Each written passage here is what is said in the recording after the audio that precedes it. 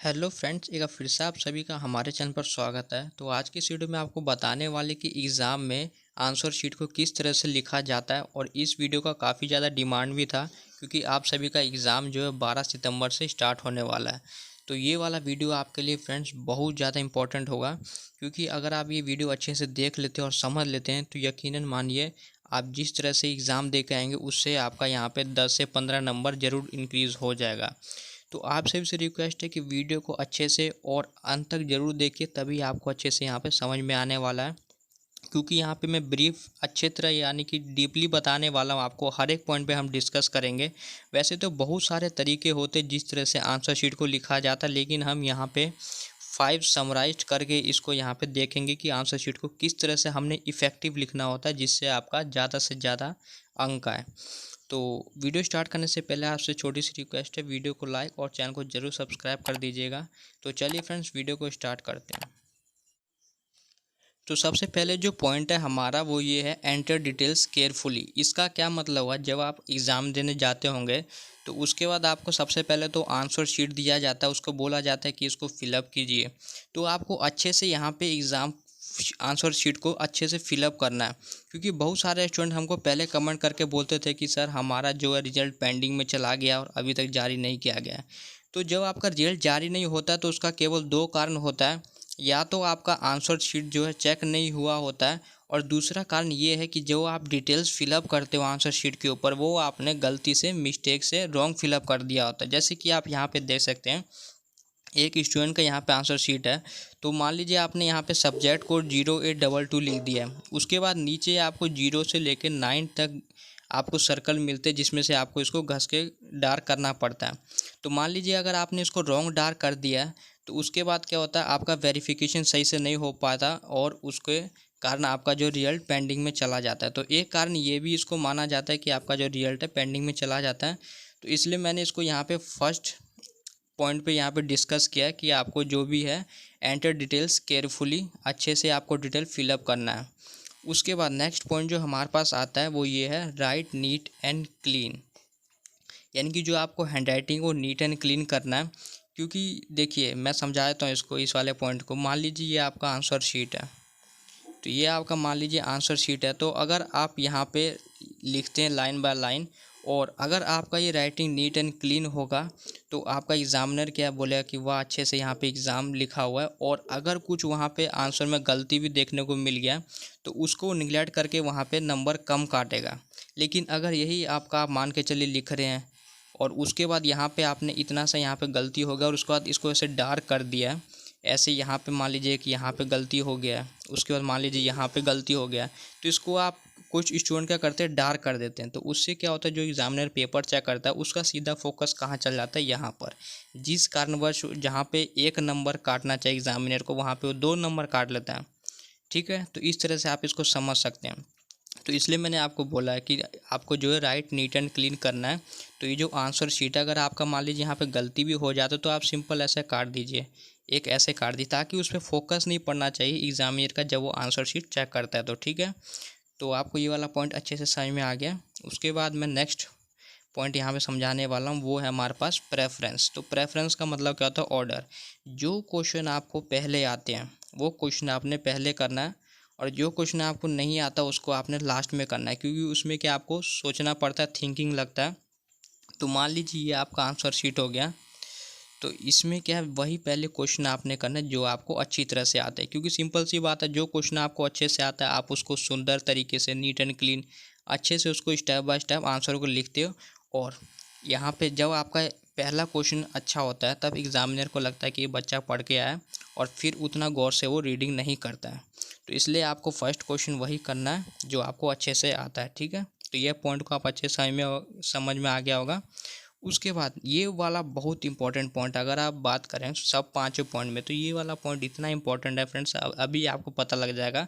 Writing strategy, आपको कौन सा स्ट्रेटजी फॉलो करना है राइटिंग का, जिससे आपको अच्छे से अच्छे आपको आपका आंसर शीट लगे देखने में। तो देखिए मैं आपको समझा देता हूँ।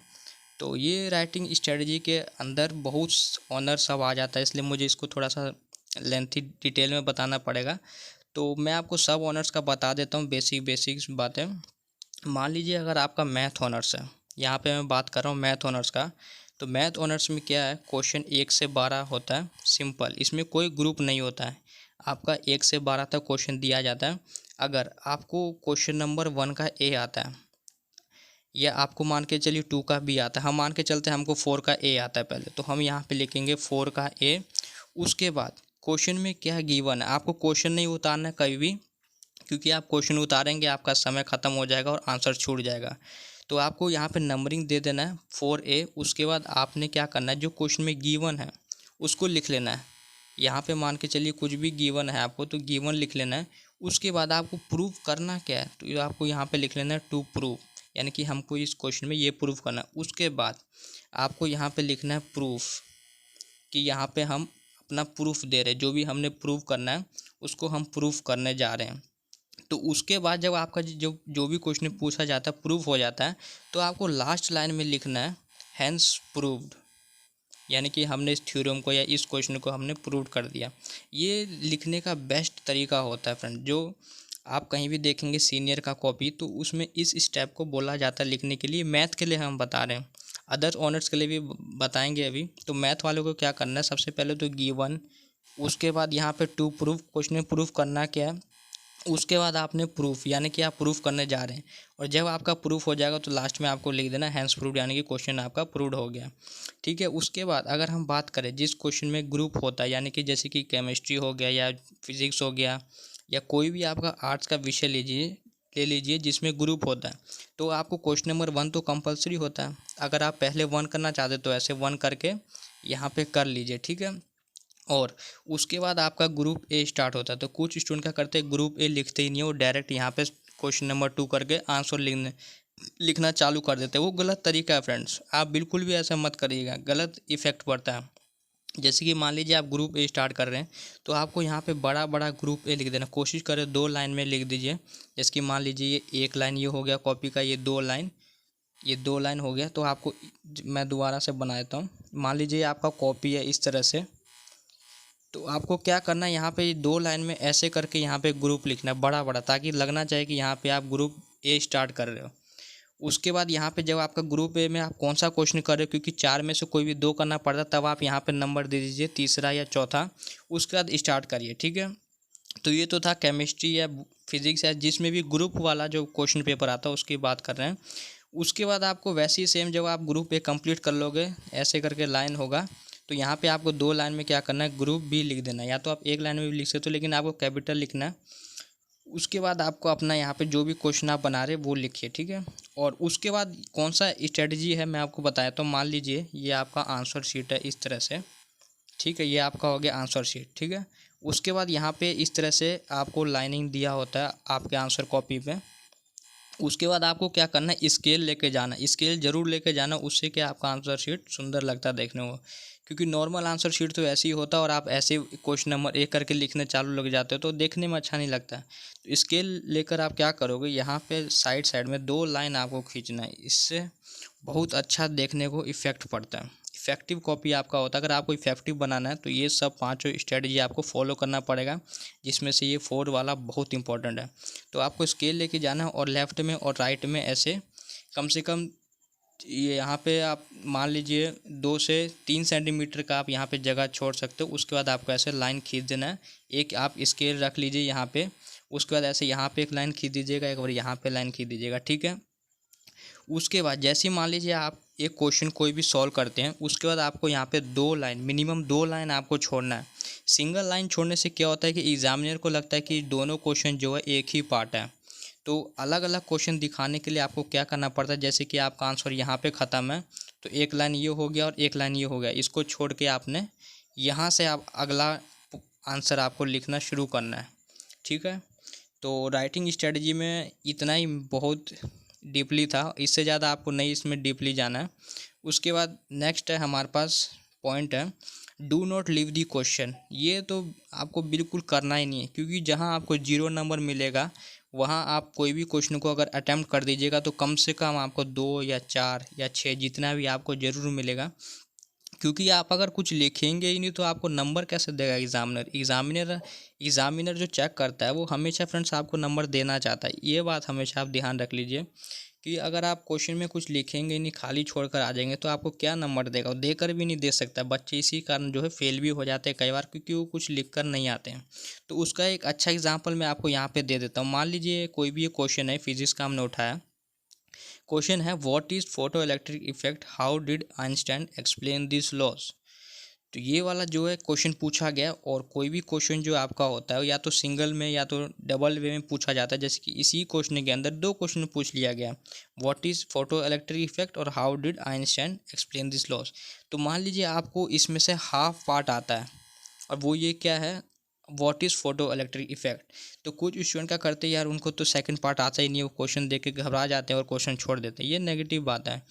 तो आपको क्या करना है, हाफ पार्ट आता है तो हाफ ही पार्ट को आप जितना एक्सप्लेन कर सकते हो उतना एक्सप्लेन करिए। मतलब आप जितना पेज में आप एक्सप्लेन कर सकते हो उतना करिए। मान लीजिए पहला जो पार्ट है आपका कम से कम 4 या 5 नंबर का तो होगा, तो आपको जितना आता है उसके बारे में अच्छे से एक्सप्लेन कर देना है, ठीक है।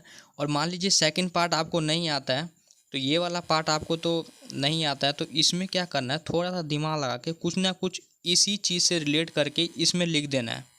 समझ रहे हैं आप मेरी बात? आपको क्या है, पहला पार्ट तो आता है लेकिन दूसरा पार्ट नहीं आता, लेकिन इसी पार्ट से रिलेट करके कुछ ना कुछ लिख देना है इसमें, क्योंकि इसमें तो आपका फुल मार्क्स आ जाएगा। और इसमें क्या है, कुछ ना कुछ, जैसे ये 4 नंबर का होगा तो इसमें आपको 2 नंबर चाहे 1 नंबर कुछ तो मिल जाएगा। तो यही सब है बात फ्रेंड्स, कोई भी आपको क्वेश्चन छोड़ना नहीं है। और मान लीजिए ये तो हुआ हाफ पार्ट, अगर आपको कुछ आता ही नहीं है तो आप क्या करेंगे, मान के चलिए कुछ आता ही नहीं है, तो आप क्या करेंगे, इस आंसर से मिलता जुलता, सॉरी इस क्वेश्चन से मिलता जुलता कोई दूसरा क्वेश्चन देखेंगे और उसी से रिलेटेड यहाँ पे सॉल्व करेंगे। मान लीजिए यहाँ पे फोटो इलेक्ट्रिक इफेक्ट है, तो आपको कोई दूसरा इफेक्ट पता है, तो आप उसी इफेक्ट के लिए यहाँ पे थोड़ा बहुत लिख सकते हैं। ठीक है फ्रेंड्स, तो ये आपको समझ में आ गया होगा। तो यही सब था। यहाँ पे बहुत सारे मेथड होते हैं आंसर लिखने के, लेकिन मैंने आपको यहाँ पे बेसिक 5 समराइज करके बता दिया।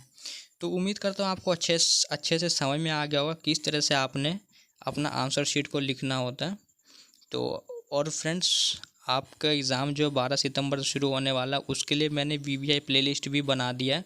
वहाँ से आप अच्छे से VVI क्वेश्चन को सॉल्व कर लीजिएगा, और साथ में आपको क्या करना है, 18, 19, 20 का क्वेश्चन प्रीवियस ईयर का सॉल्व कर लेना, और इससे बाहर कुछ भी नहीं आने वाला है। अगर आप इतना कर लेते हैं तो आपका 90% मार्क्स आराम से आ जाएगा, ठीक है।